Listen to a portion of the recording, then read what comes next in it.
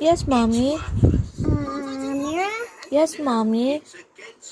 you put the door so that they can work. Okay. Come on, put it. You were telling me to share something. What do I have to share, mommy? You should share your box to Odin. So lately, nagiging struggle para sa akin na i-discipline si Amira, especially when it comes to sharing. Sabi kasi nung iba, dapat hindi mo pinipilit mag-share, lalo pag toddler pa lang. Eh ako kasi, kinalakayan ko yung tinuturuan ako, kinokorek ako kapag hindi ako marunong mag-share, pag nagdadamot ako. I don't like to share it to Ading. But he will get sad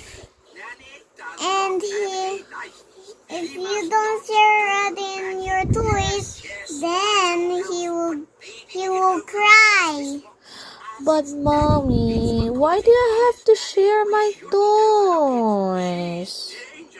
Don't be sad, darling. Sa ngayon, sa tingin ko, yung pagiging nanay ko kay Amira, hindi siya perfect. Yung journey ko bilang mother is not perfect. There's a lot of things I think I am not doing the right way as according to dun sa mga socially accepted na way na pagpapalaki ng anak.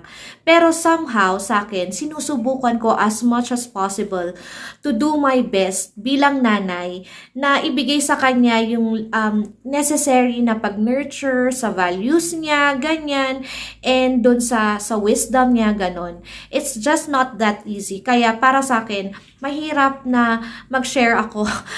More on sa ngayon, yung journey ko is just sharing kung ano yung pinagdadaanan namin, what works for me and my daughter, and what does not work. So sa akin, nasubukan ko yung tough na pag-correct sa kanya pagdating sa sharing. Pero sa tingin ko, napipilitan siya dahil nga na napagsasabihan siya or napapagalitan siya. So okay din naman yung hayaan mo lang siya. Yun nga lang, ang way ko para maiparealize sa kanya na mali yun, na nagdadamot siya, is like for example, ako, meron akong something, sasabihin ko sa hihingi siya sa akin, sasabihin ko, no, I don't like because you already eat yours, mga ganon.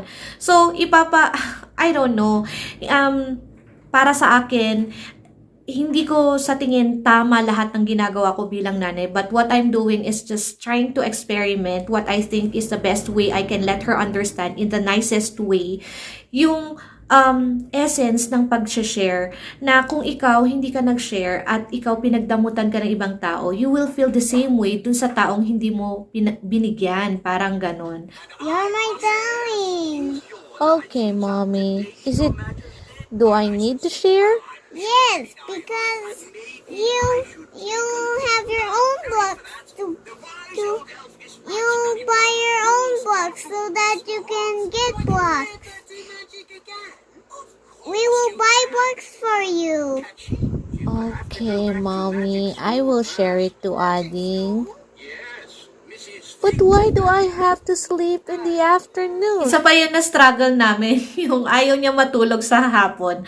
Alam niyo, para sa akin, no, syempre, very important. Ngayon, nowadays, mas alam na natin bilang mga nanay, yung essence ng pagtulog ng mga anak natin sa hapon, na very essential yon dahil maganda yon sa brain nila, sa health nila, ganyan. So, naalala ko, ako rin naman nung bata ako, napakahirap akong patulugin ng nanay ko. So, siguro sa akin, no, yung mga bagay na struggle ko sa anak ko, dun ko naiisip na, normal pa rin yung anak ko. Normal pa naman yung pinagdadaanan namin ito. Hindi pa naman sa akin siguro cause for alarm. Yun na lang yung iniisip ko.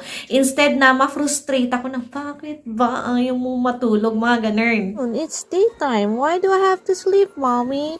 Because it'll make you grow.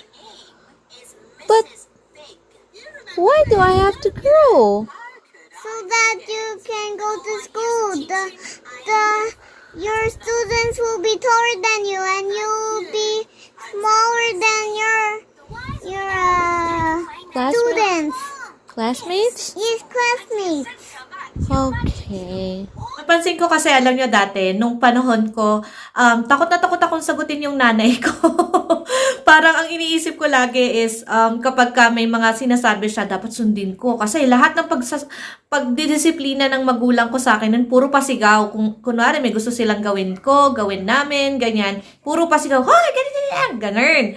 So ngayon, kailangan natuto na tayo na dapat malumanay kasi,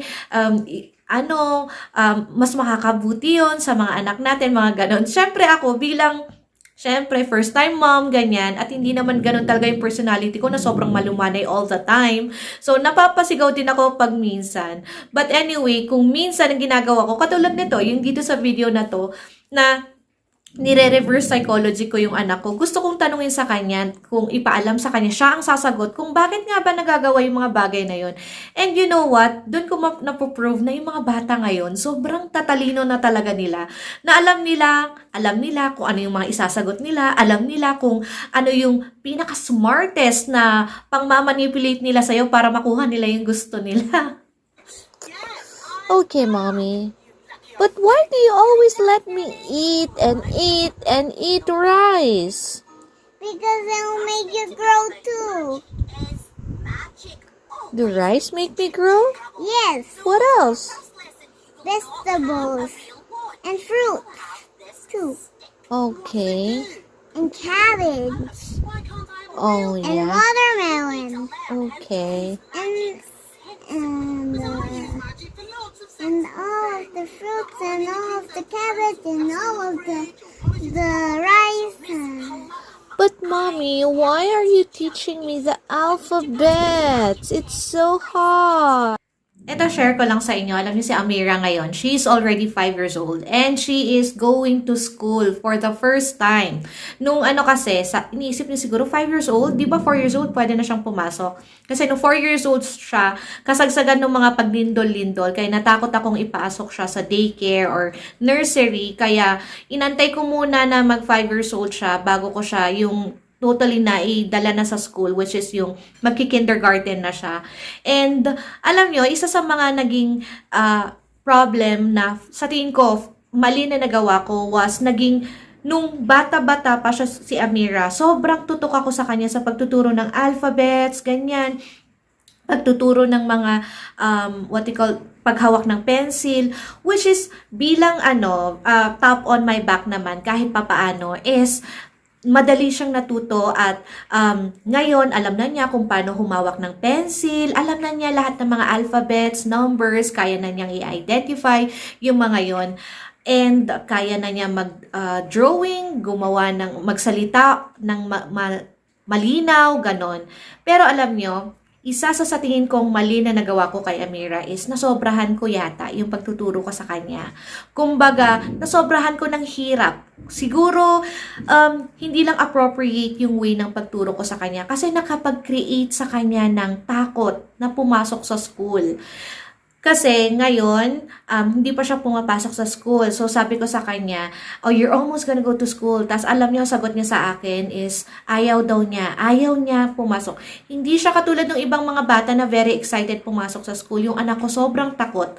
Why? Dahil ang sagot niya sa akin is takot daw siya sa bullies, which is, siguro yon sa mga napapanood niya. And number 2, which is sa tingin ko kasalanan ko yon, takot daw siya sa math.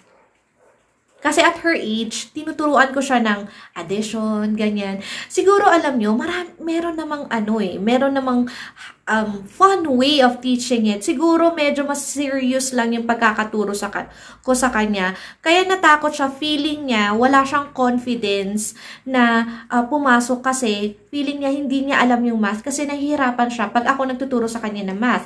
Pero pagka yung mga alphabets, ganyan, yung mga simple na kanta-kanta, ganon, nakukuha naman naming dalawa. Pero yung sa math, natatakot siya. So sa akin, doon ko na-realize na yun ang isang sasabi ko sa inyo. Isang pagkakamali ko is nasobrahan ko ng pagtuturo sa anak ko or maybe inappropriate or hindi fun yung way ng pagtuturo ko sa kanya. Kaya hindi niya na-enjoy at nakapag-create ng scare sa kanya na pumasok sa school.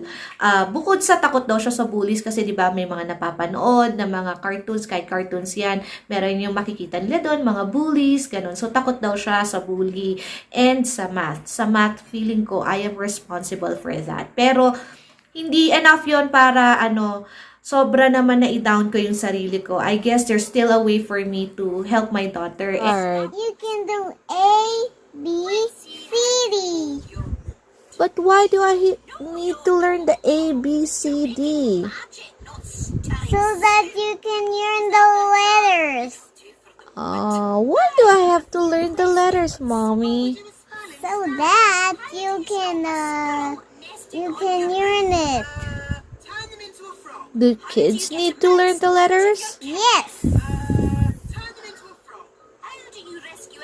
Okay. Do you like to be a mom? Yes. Do you like to be a mom and I'll be the kid? Yes. Okay then. You cook my food. You cook my food, you clean the room, you do the bed. Let's pretend. Come on, get the egg. Dito sa journey kong to, isa sa mga na-realize ko bilang first-time mom is you do not have to be a perfect mother. You just have to do your best para dun sa anak mo. Hindi naman ibig sabihin na nagkamali ka ay isa ka ng failure na mother.